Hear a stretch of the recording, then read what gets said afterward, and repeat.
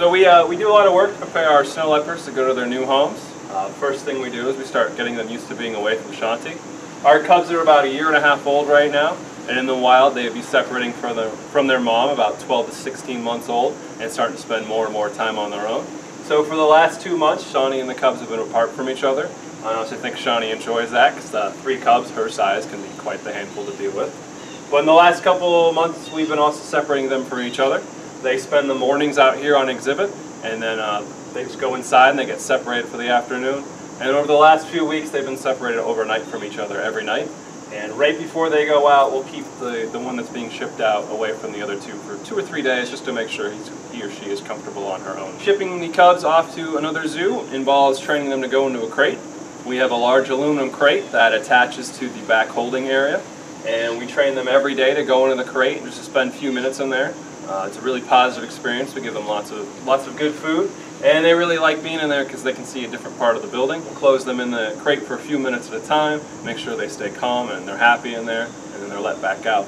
It actually takes more time to get them out of the crate than in the crate because they like being in there so much. So training them to go into the crate is very important because if we weren't able to train them to go in the crate, we'd have to anesthetize them to go into the crate. And you don't want to travel with a cat when it's under anesthesia because you can't monitor its health. So when they're awake, they go in the crate quickly on their own. It's very safe. Doing the physical examination, I'm going to do a full once-over, look at everything and make sure everything looks healthy. I like to do a kind of nose-to-tail approach. So I'll start at the head.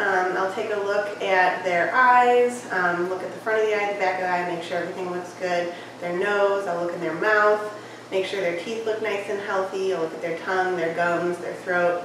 I'll check their ears, make sure they've got nice clean ears, no infection or anything in there. And then I'll feel down their whole body. So I'll feel all along their skin, make sure I don't feel any lumps or bumps or anything that shouldn't be there that's hidden underneath the fur. I'll use my stethoscope and I'll listen to their heart, make sure their heart is beating normally. I'll listen to their lungs, make sure it's nice and clear in all fields. And then I'll do an abdominal palpation and I'll feel for all of their organs. I can typically feel the liver, feel the gut, find the kidneys, the bladder, make sure everything feels like it should. I'll do range of motion tests on all the limbs to make sure that there's no crepitus, their joints are all moving like they should. And then we'll move on to do some more additional tests. So we'll do x-rays and we'll do ultrasound to make sure that we can look at all of the internal organs and the bones and make sure everything looks healthy from the inside. And we'll also do a bunch of blood tests. Standard tests for blood include doing a complete blood cell count and a chemistry profile just to look at all of your,